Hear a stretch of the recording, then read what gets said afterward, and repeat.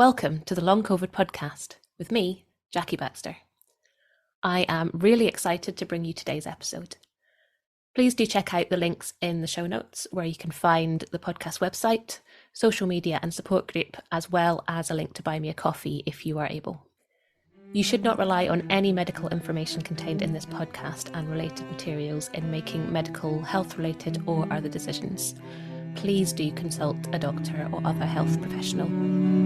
I love to hear from you. If you've got any suggestions or feedback or just want to say hey, then please do get in touch.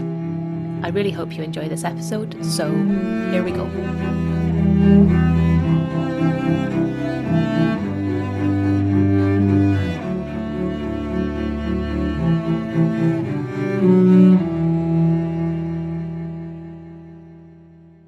Hello and welcome to this episode of the Long COVID podcast. I am delighted to be joined today by Jamie, who is going to share her recovery story. So as you all know, I absolutely love recovery stories. So I'm super excited to hear what worked for you, what didn't work for you. This episode does also contain discussions of dark thoughts and suicidal thoughts. So I just want to make you aware of that.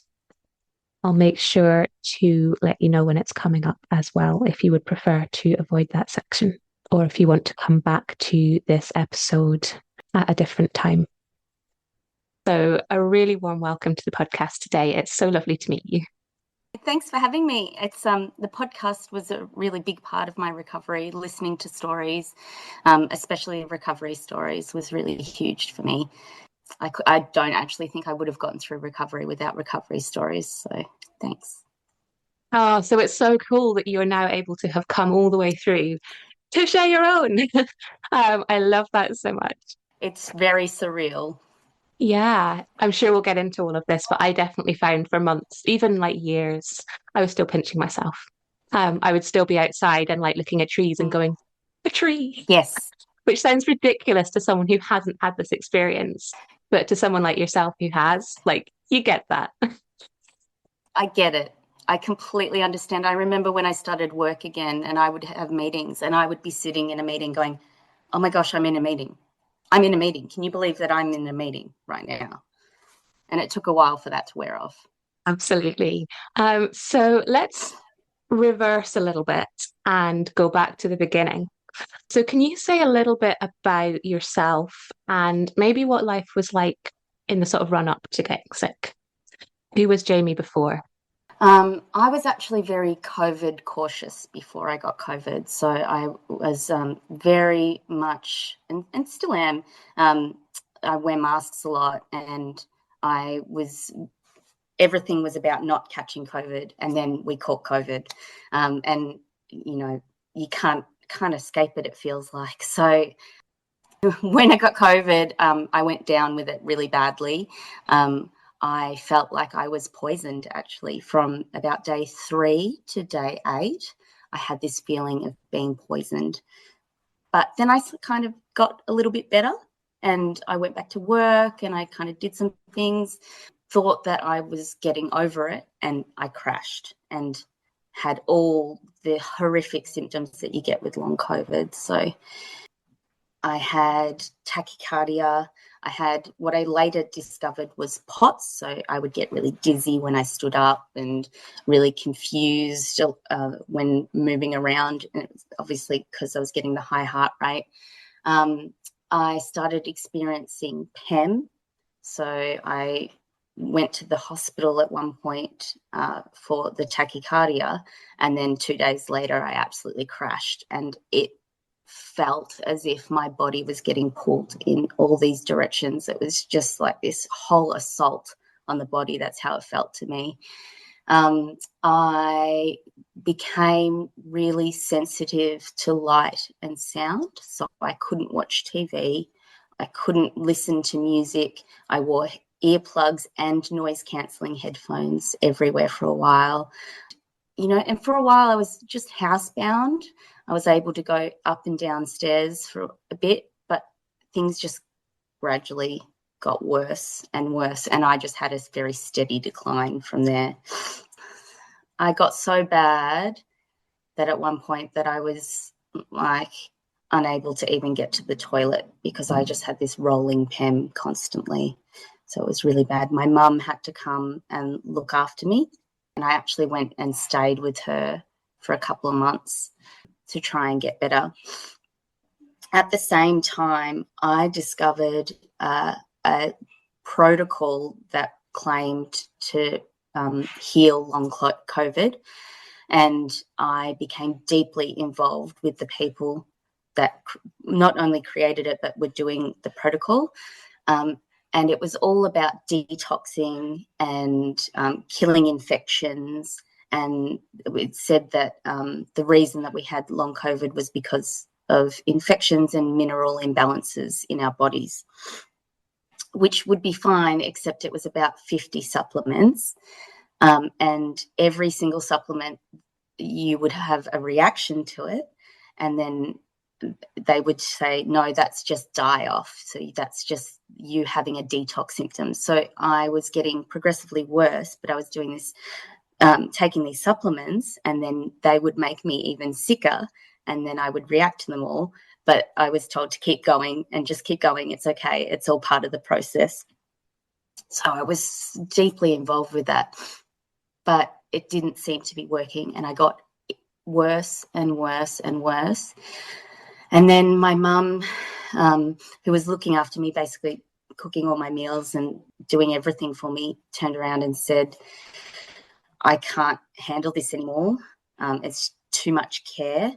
You have to go back home. And then she lives about 8 hours away from my house. And we did the road trip home, and I was already in a crash.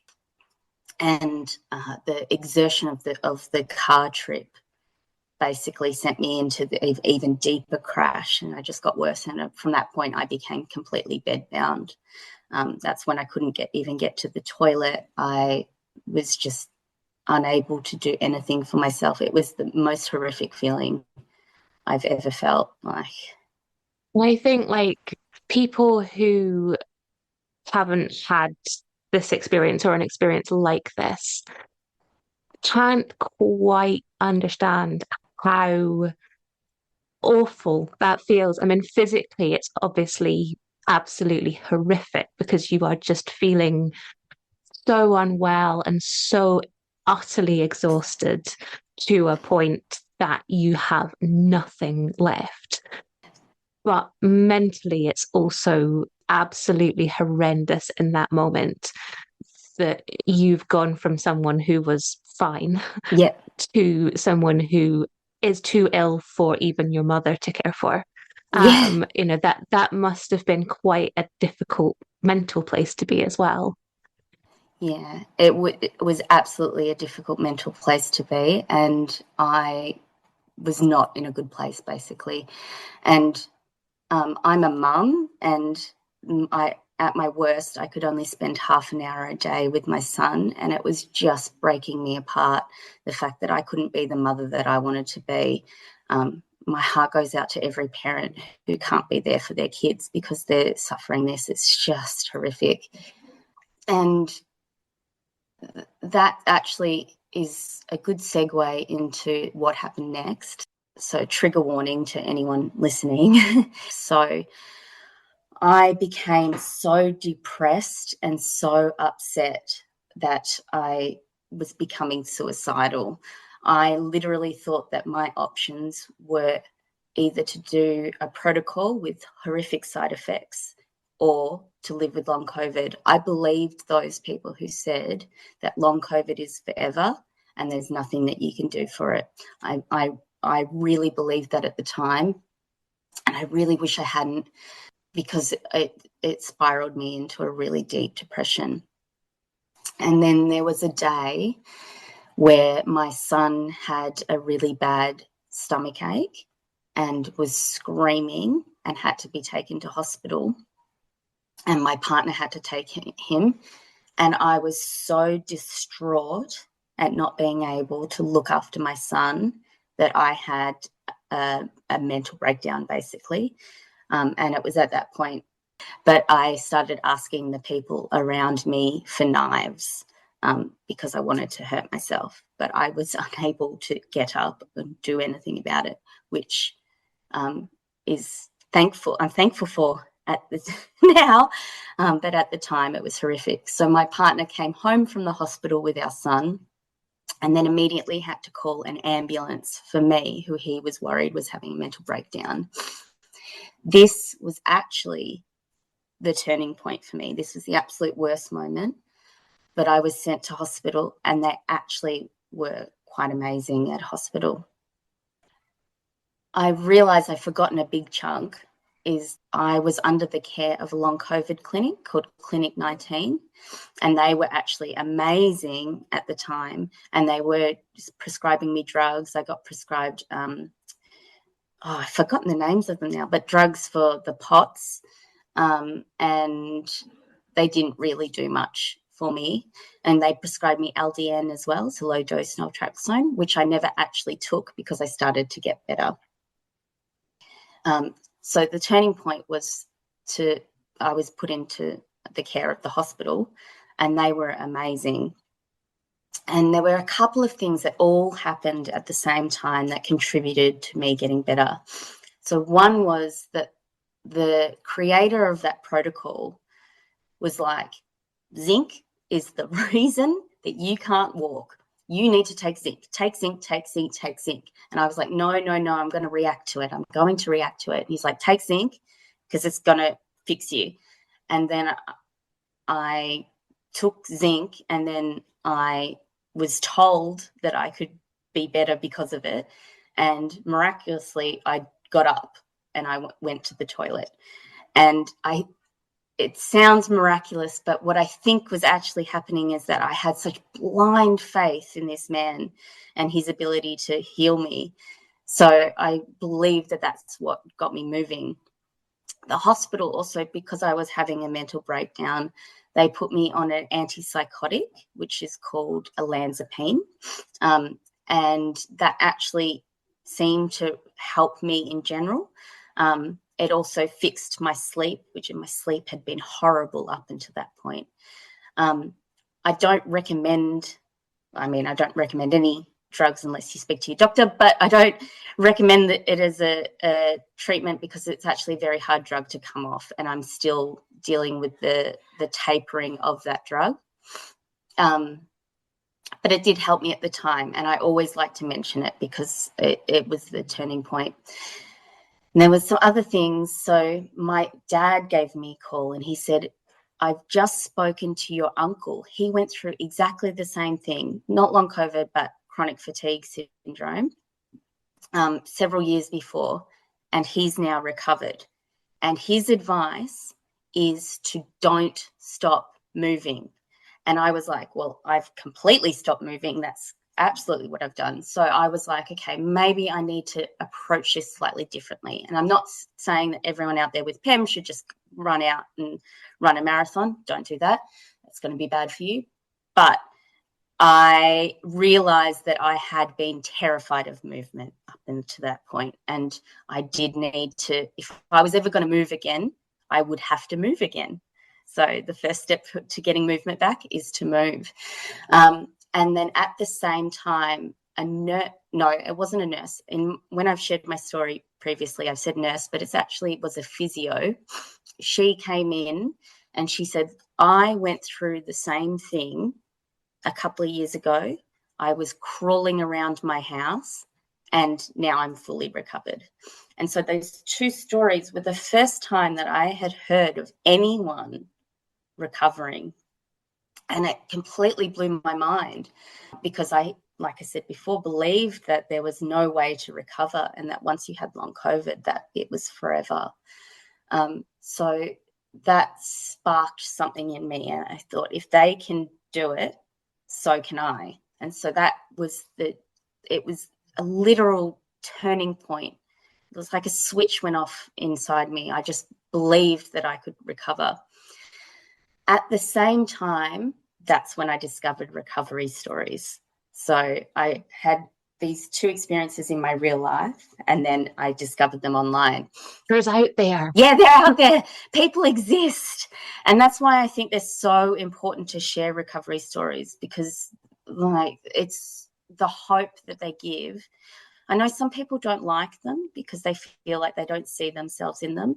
But for me, I think it saved my life. I think that I was on a track of despair where I could have hurt myself, and recovery stories changed that trajectory. So started walking a little bit. I started just doing just going to the toilet from my hospital bed. But I was still extremely fragile.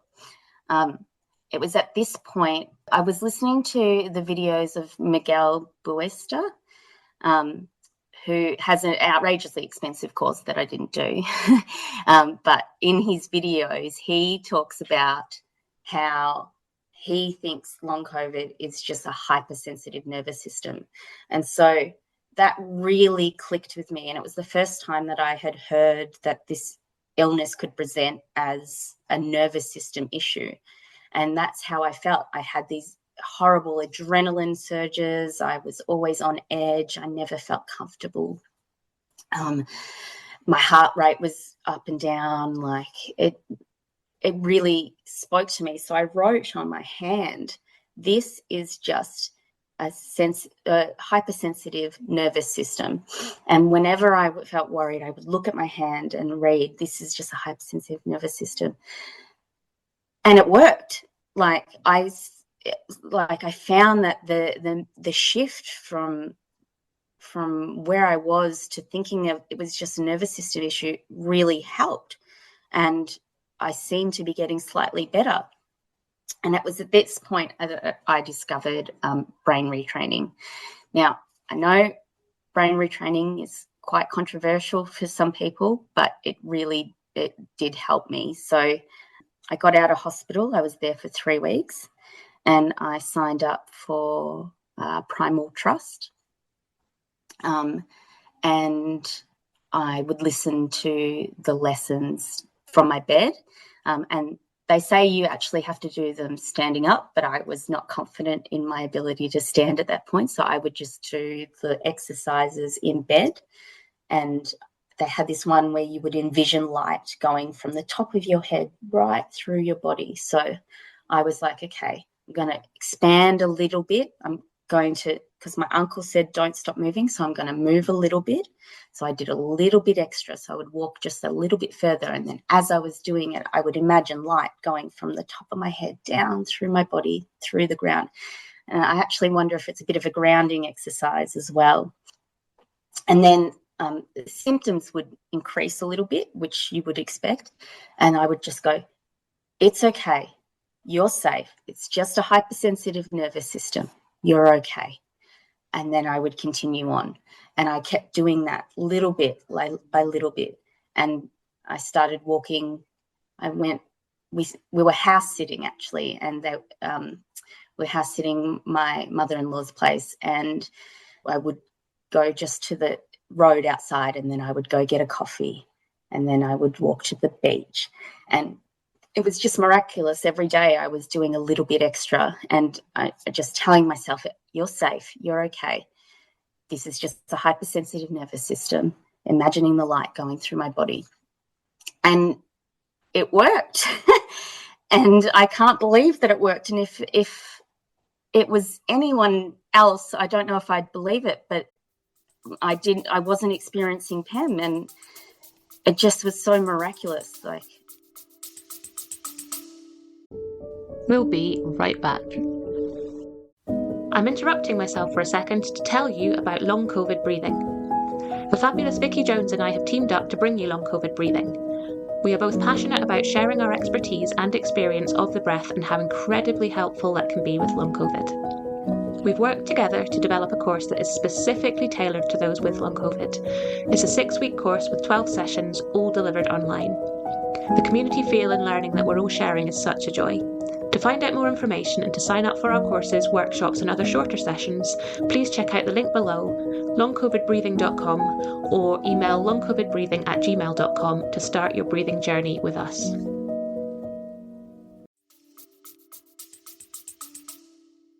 Isn't it amazing when we find something?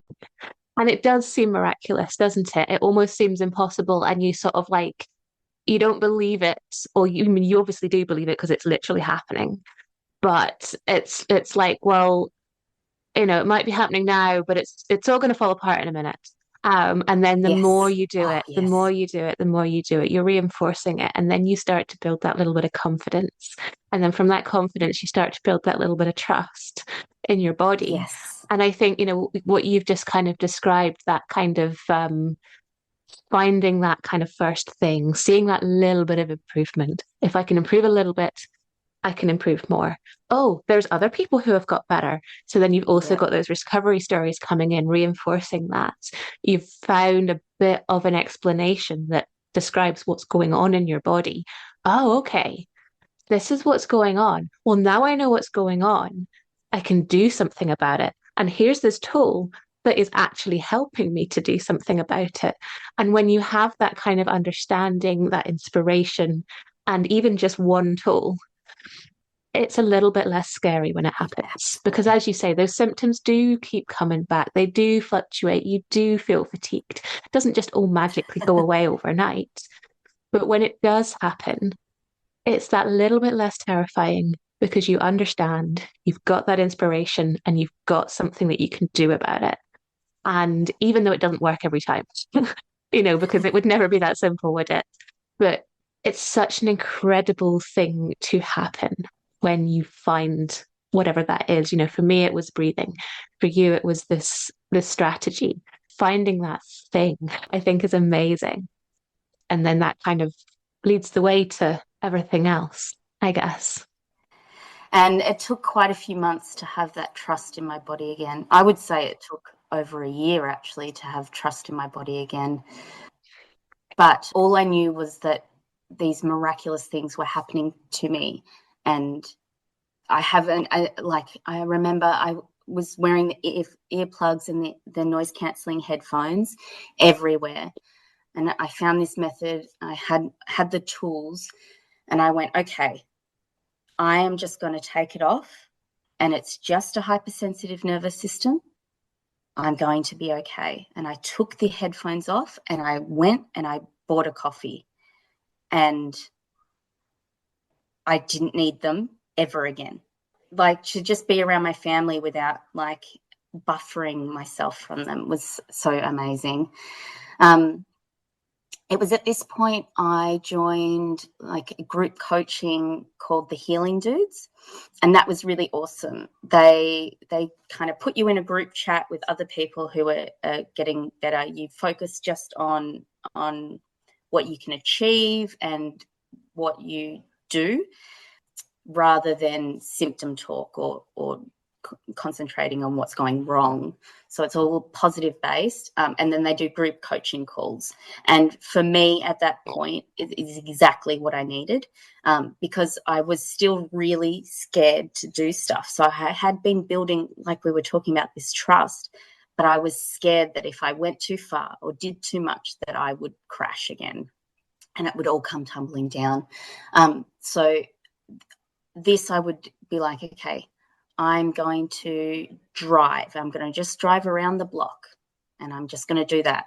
And so then I would go to the group and be like, I've just driven today for the first time since becoming unwell. And then everyone would get really excited. And then I would do one more thing, and I would go to the shops. And then that's huge because there's bright lights and it's all loud. And then I did that, and I'd tell the group I went to the shop for the first time since being unwell, and they'd celebrate.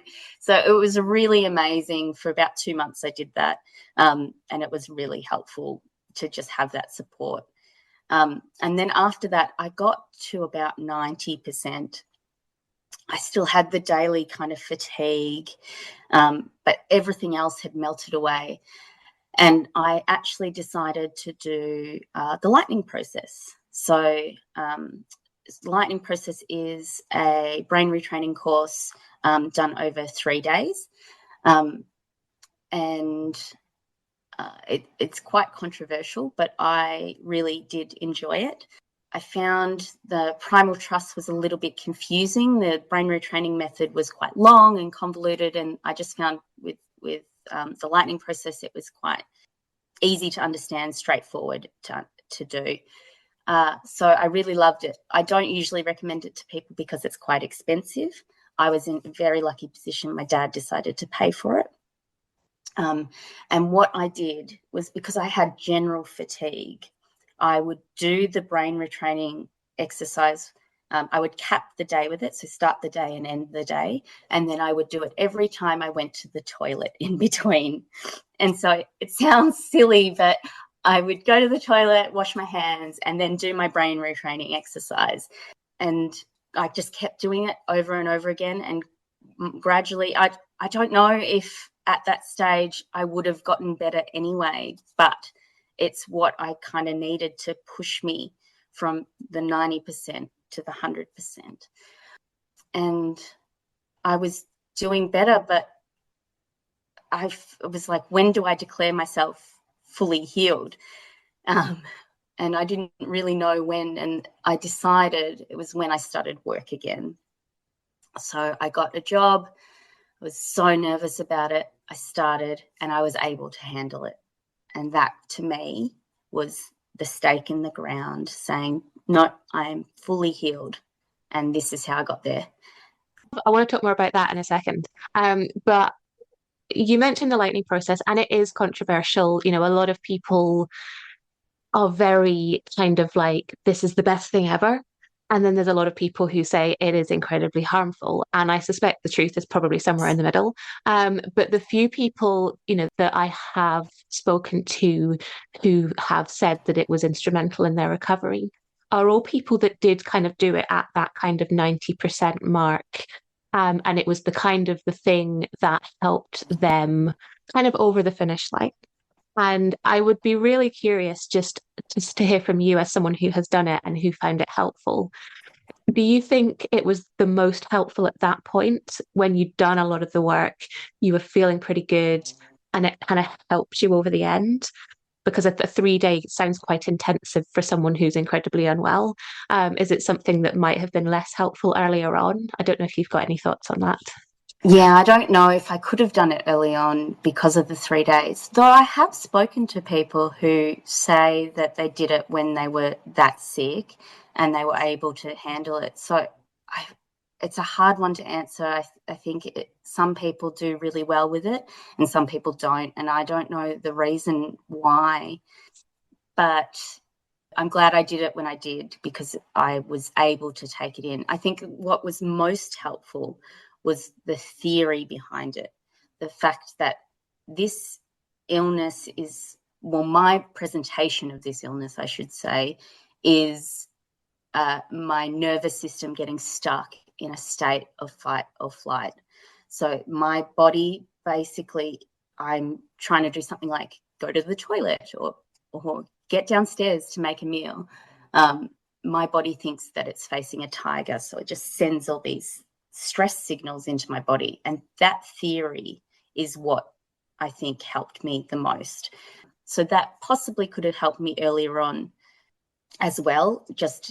I'm just kind of curious because I think, you know, brain retraining in general tends to get a bad rep because I think a lot of people can, I think mistakenly, think that the brain bit means that it's all in your head.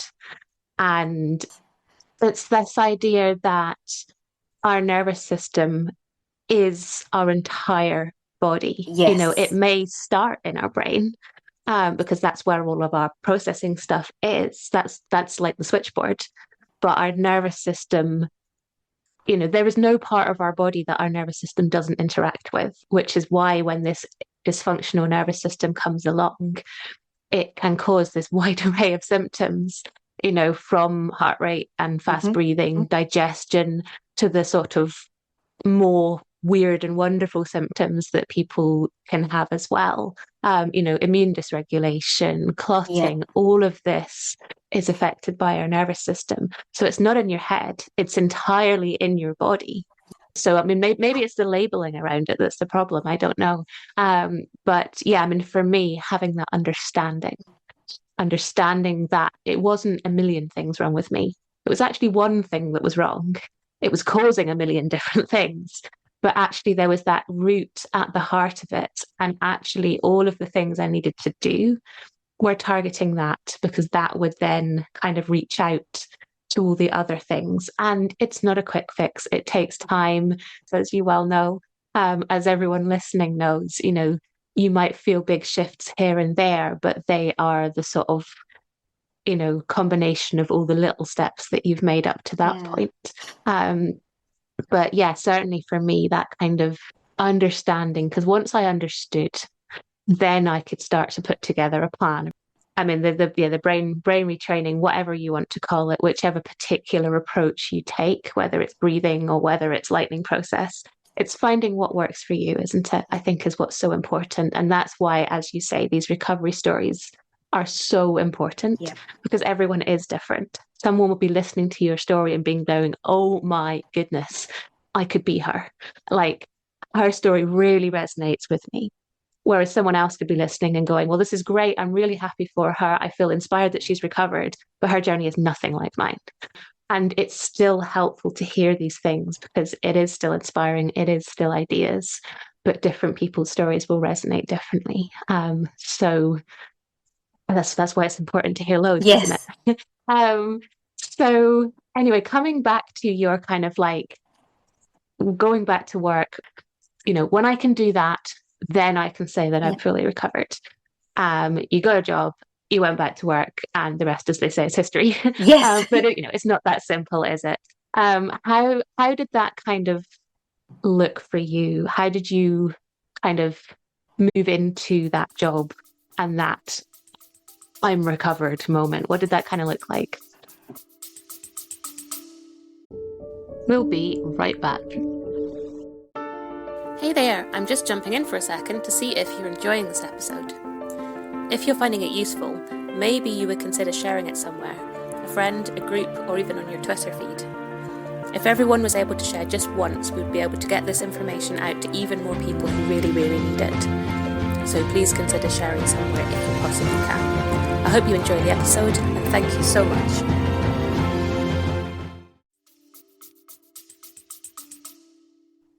I was an all or nothing kind of person with this because I did my work when I first got sick made me redundant at week 8, which I'm pretty sure is legal, but I was too sick to do anything about it, especially because I'd gotten a job promotion 2 weeks before I got sick. So, but it is what it is. So I didn't have a job where I could go back in, like, do a little bit in the morning and see how I feel. I went back to full time 4 days a week. So the other day I spend with my son, so that's full time to me because that's not a break. And I just started and pretended that everything was fine, which is not necessarily the approach that I recommend to everyone, but I kind of had to. And it was kind of good because it got me out of my head. And so at that point, everything had been about recovery. And suddenly I was opening my life up to being normality, to having a life again, and having these everyday conversations with people where I have to just pretend everything's normal was actually really helpful. The only thing is I started telling people that what had happened to me a couple of months in, because I was masking at work, and I explained this is why I decided to mask at work, because of what had happened to me. So Yeah, and did you find that talking about your experience, a couple of months on, it's not very much distance, is it, from such an awful experience? yeah. Did you find that talking about it was actually helpful and cathartic, or was it kind of re-traumatizing and unhelpful? Cathartic, definitely. Because in those conversations, you don't get down to the nitty gritty. You don't say, I was peeing in a bucket next to the bed. You keep that kind of nitty gritty stuff to yourself. But just having people kind of understand. And I would explain how I recovered, and they would get it and they'd go, that actually makes a lot of sense. Like, that it's your nervous system and that you were like calming it down. Like, people really understood it and get it, which was really nice to have as well. I think most of the world has a dysfunctional nervous system, to be honest. I think like 80% of the world has probably got a dysfunctional nervous system. Maybe not as dysfunctional as yours was and as mine was. Yeah. But like I think like genuinely these things, these tools that we learn in recovery are what make us healthier as a result. And I think they are tools that everyone in the world should learn Yeah. because the more regulated everyone's nervous system is, the better place the world is going to be for everyone. And it's like if there's a way that they can relate to your experience, as you said, oh, that makes total sense. It actually is, it's quite validating for you, Mm. I think, as well. But it also starts to help other people to maybe think about their health and how maybe if they're slightly healthier, then they're less likely for something like this to then happen to them. So it's this kind of like passing it on kind of thing, but in a way that sometimes your experience can have a good impact on somebody else, possibly, without being like evangelical about it. It's funny because now I look back, I see that I had a dysregulated nervous system for a long time because I thought I would be like, I just have anxiety. That's just me. But I don't actually think that I just had anxiety. I think that it was my nervous system speaking to me, and that I actually needed to feel that safety even before I got sick. So you asked how I was before I got sick. I think I was having not full symptoms, but there were whispers there of the illness before I got sick. And I think that is so common. There's always something there. And I think, that comes back to this kind of like recovery perfection, isn't it? I definitely noticed as I was getting closer to the finish line, my perfectionism was really coming in. And it was like, in order to be recovered, I have to be 100% perfect. And then it was like, but no one's 100% perfect. It doesn't mean they're not healthy, but no one's 100% perfect. And then I was able to kind of let go of that and be okay, right. I just want to be healthy. I can do that. And I think sometimes you might have things pop up that you might overanalyze as symptoms. So if I ever have fatigue or tiredness, I'm like, oh, is it beginning again? And realizing that that's part of the illness, to be overanalyzing your health and to be worrying about it in that stage, which is natural because what else do you do when your health goes down the toilet?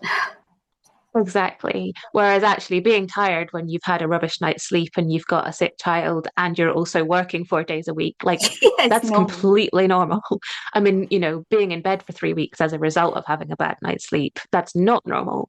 And one of the questions that I would keep asking myself at this stage was, is this normal? Is this normal? Is this normal? Mm-hmm. And actually, a lot of the time, as time went on, it was, yes, this is a normal reaction. I just walked further than I have walked in years. It's totally normal that I will feel tired. That doesn't mean that it's like fatigue tired and I've crashed. It just means that my legs hurt. And it was this kind of like moving through that stage. Is this normal? Is this normal? So, it's amazing how everyone approaches this slightly differently. But, the end result is you got there, which is Yeah. amazing. Yeah. So I would love to just know what advice you might give yourself. So you're now across the finish Mm. line, you're living your life, you're fully recovered.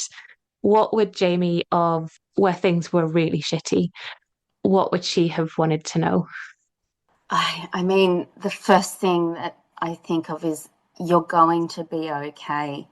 I think I was so terrified of what was happening to me that I just spiraled. And if I had someone just say, you're going to be okay. And I think people around me thought that I was just having some sort of mental breakdown, so they didn't know how to take it. And I just wish I'd known that earlier, that people are recovering, and that I would be one of them. I can't believe that I get to say that. Yes. It is quite overwhelming almost. And, one of the things that I found really hard was finding my place in the world once I had recovered, because I didn't belong with the Yeah. sick people anymore because I wasn't sick. I had a lot of friends who were still unwell and I still wanted to be friends with them, but I didn't belong in that circle in the same way. I wasn't one of them. But I also felt like I didn't belong in the real world because everyone else had not had this experience that I had had. It was all very new, quite raw, and I was a new person, coming into this new Yeah. world because the world had moved on in the 3 years that I was sick. A lot of things had changed, and I found it very overwhelming to kind of try to work out who I was. And, I just took time to do that, which was really helpful. But I don't know if you found this as well, where, you are a different person in a new world. And how did you find your place in that world again? It changed me in a way that I cannot even describe. I don't know if I can be one of those people that can say, oh, I'm better for it.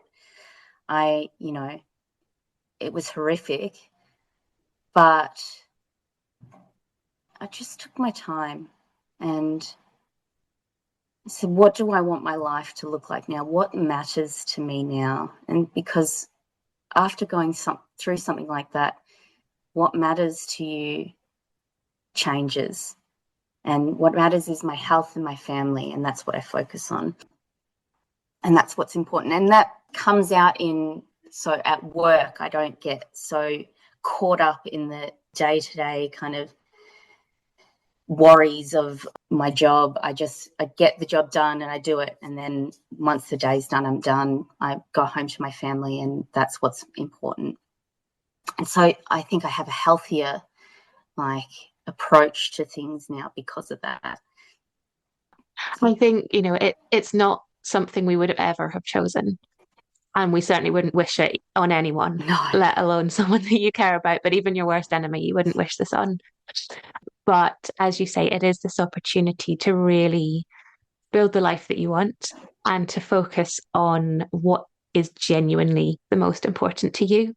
And I think most people come to that same realization, that having experienced what it feels like to lose your health, that your health really is one of the most important things that you can have, and it is worth treasuring, and it is worth maintaining. Yes. And making that effort to be as healthy as you can, because money can't buy it.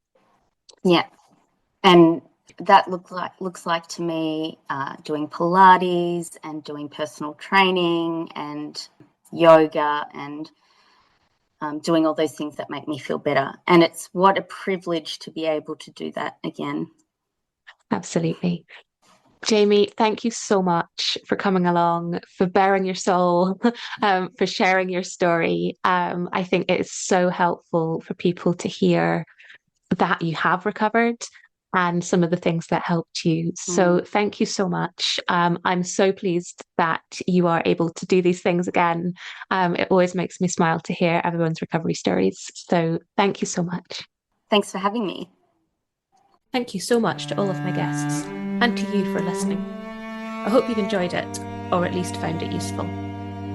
The Long COVID podcast is entirely self-produced and self-funded. I'm doing all of this myself. If you're able to, please go to buymeacoffee.com/longcovidpod to help me cover the costs of hosting the podcast. Please look out for the next episode of the Long COVID podcast. It's available on all the usual podcast hosting things. And do get in touch. I'd love to hear from you.